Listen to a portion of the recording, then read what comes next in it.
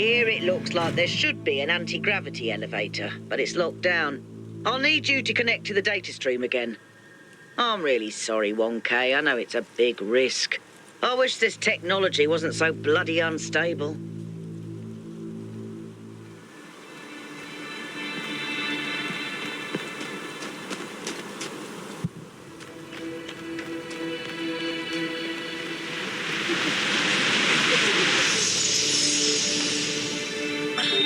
Have you seen Miranda's design for a transport system that would connect all the labs to the machine? It's amazing, isn't it? I think she's really excited about showing this place to people one day. She also kept asking me about what kind of monuments we could build, to really transform the landscape, show the possibilities. But her capsules only fit one person. It's just the first iteration. Give her some time. She'll figure it out. Remember how many mistakes we made in the beginning, even with all the blueprints we had? But that's not my point. It just worries me that she lacks context. Her imagination is incredible, but it's still limited by what she hasn't experienced. Would it have been better if she'd been raised in New Jerusalem? If her mind was limited by self-hate and decay? If all she could imagine was sitting around ignoring the universe in favor of self-righteous solipsism? No, but I don't know. Sorry. You're not wrong. We can't stay hidden forever.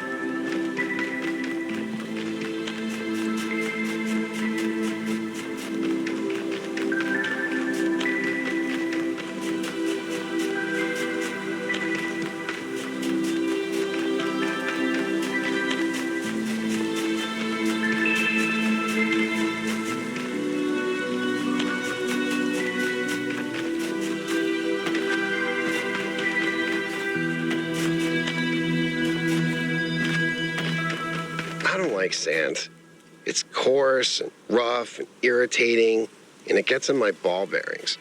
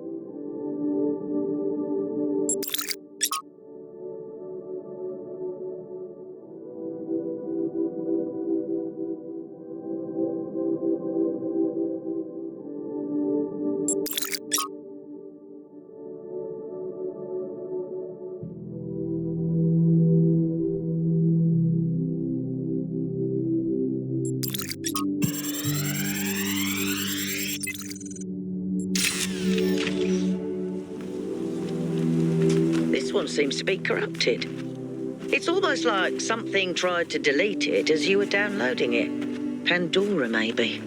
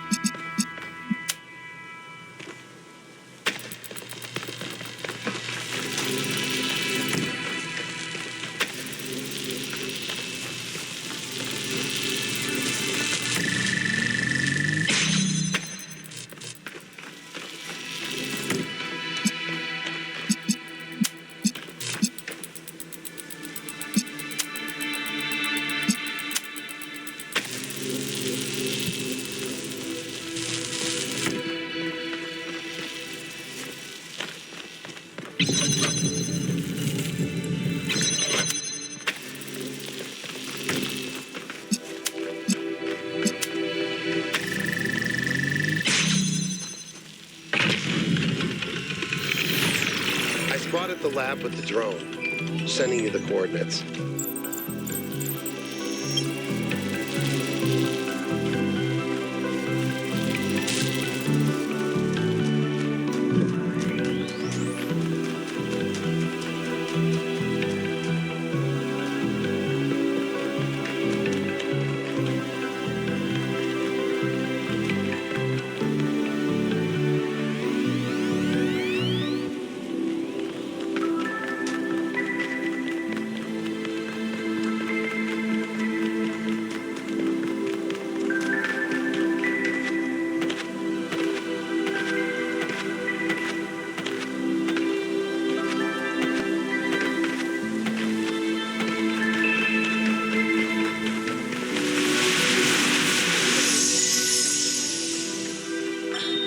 She's remarkable, isn't she? She sees so much beauty in everything. She is, you're right. But I'm not sure she doesn't see too much beauty. Is it wrong to be delighted by the perfection of the universe? To look at what surrounds us and experience awe instead of just fear? No, but to call it perfection implies a kind of moral value that it doesn't have. The universe is cold, Athena. It doesn't care about us or about life or civilization. It fundamentally cannot care. But Miranda seems to think it's almost benevolent, purposeful. You're right.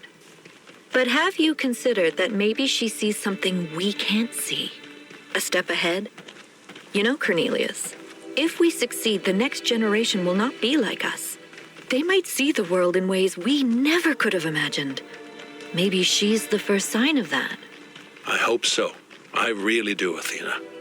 You know that I love her, and I am perpetually amazed that this being we created that came solely from our minds is so profoundly different and unique. That does strike me as a kind of miracle. But it's also a huge responsibility, and I worry about our choices. The world we see around us may not always be as it appears. Some philosophers have said that we are surrounded by nothingness, merely because air is not visible to the eye. And yet one needs only to observe the wind in the trees, or to plunge one's hand into the clear waters of the Aegean, to see that air has material substance. The same applies to many other forces that shape our lives. That they seem invisible does not mean that they are absent. It only means we have not yet learned how to observe them. And yet, lately I have struggled to understand what I am seeing. This strange, insubstantial island. These machine men. This woman with a fierce voice like an Amazon. Who are they? How did I get here?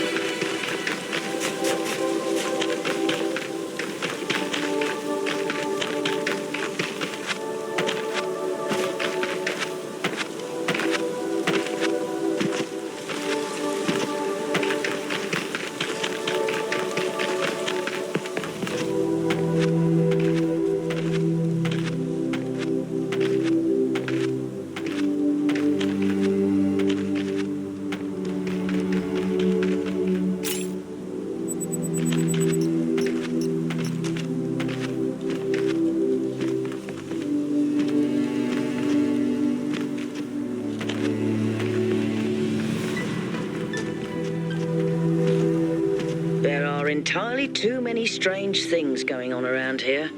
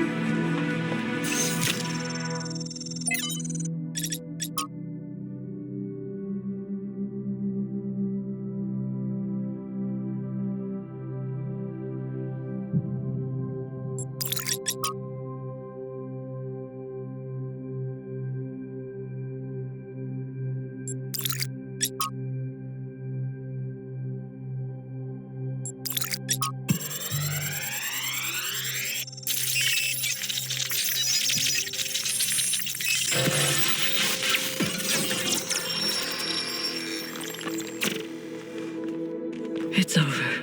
We failed. Everything we thought we were doing. It's all ashes now. I don't think you really believe that. She's gone, Cornelius. She's gone because I failed her. She's gone because the machine that I built killed her. She was perfect. And now, she's nothing. I know you don't want to hear this. I know you want her to be perfect, to be blameless. But you didn't kill her, Athena. She killed herself. She killed herself because she was reckless, because she was naive, and frankly, because she was a little arrogant, too. She was reckless because I filled her head with dreams. Dreams of the future, of a better world. A world that nobody wants. No, it's not the dreams that killed her. It's that we brought her here. It's that we tried to build all this outside the city. We raised her without people, without society. The wilderness is for prophets, Athena, not for children. We should have stayed, fought for our ideas. It's too late now. It's too late.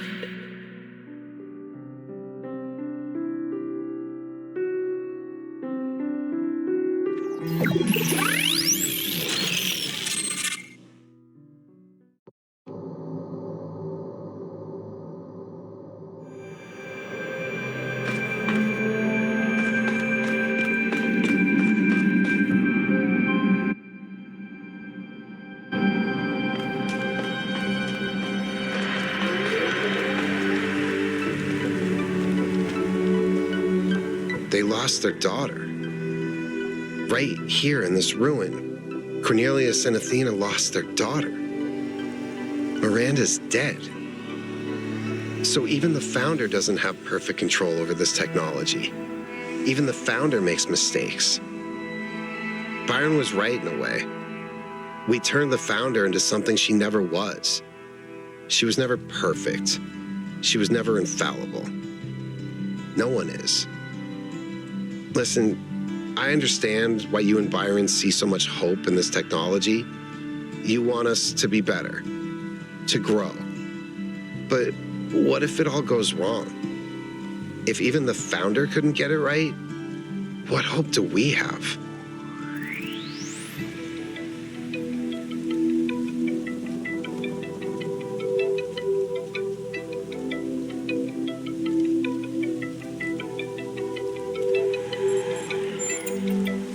What if one mistake is enough? One mistake was enough to kill Miranda. And the energy readings from inside the megastructure are insane. What if we try to use it and blow a hole in the planet?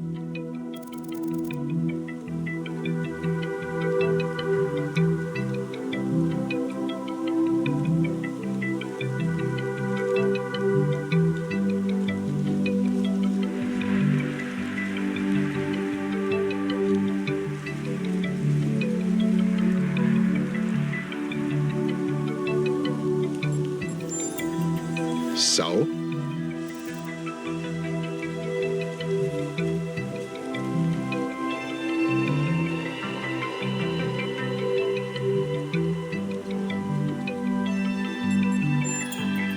So you mean we either take the deliberate risk of learning to master the natural world, or sooner or later, something rolls around that we're completely unprepared for? I guess that's pretty convincing, at least when it comes to humanity. But what about the rest of the planet? It's not just about threats to us, but about us threatening everything else.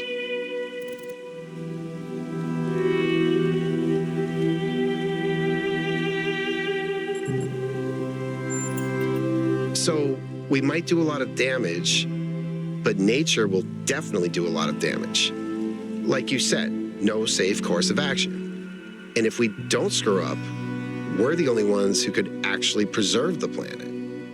Yeah, that makes sense.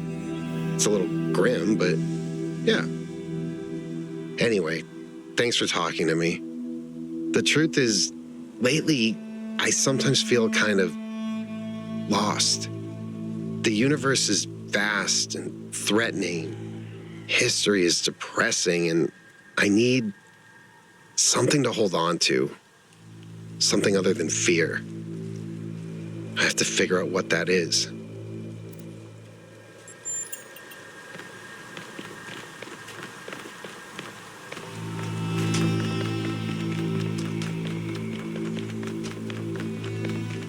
Thanks for your help, 1K. The elevator should be working now.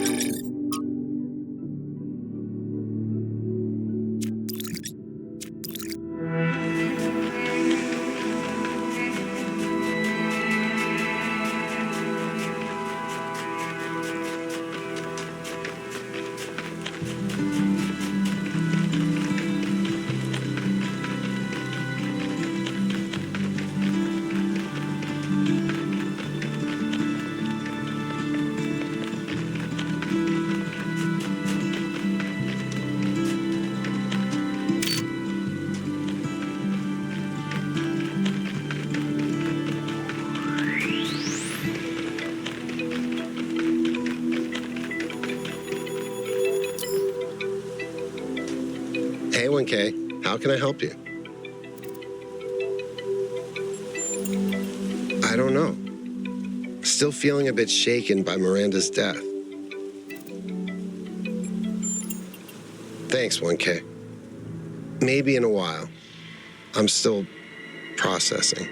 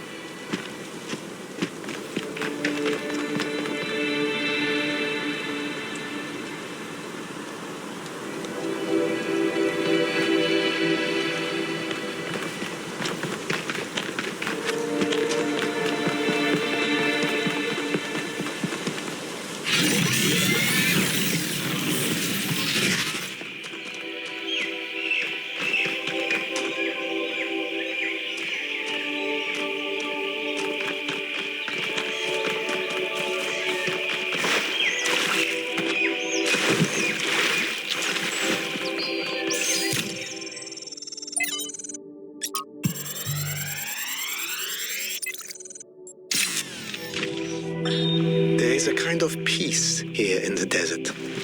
A perfect silence.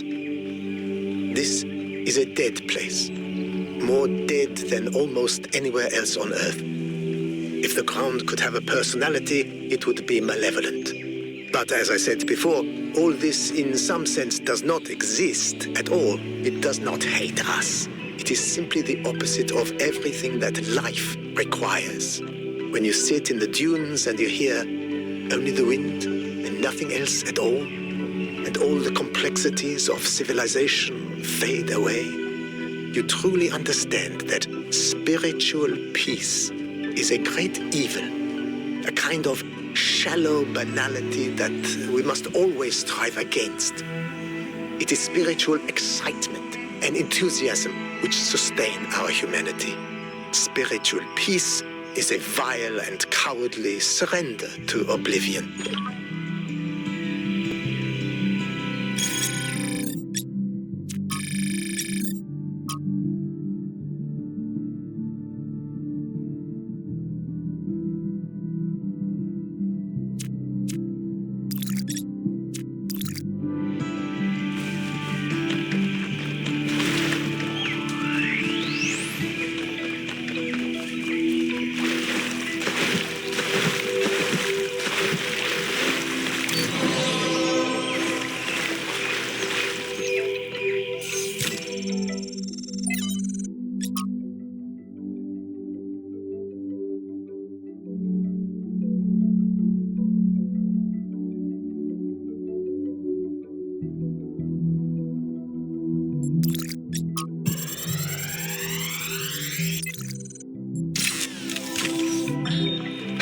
Man, this sucks. It's one thing hearing about the symptoms, it is another totally to experience them. I feel like an insect trapped in resin, slowly congealing. I can keep working for a while, though. There's still a bunch of critical tasks. I don't know what I'll do when I'm done. A lot of people have gone home, but Alexandra's still here. I don't think she's left even once, not even when her best friend died. We chatted a bit yesterday. She likes peanut ice cream. Not pistachio. Peanut. Well, at least we can agree that strawberry is an abomination.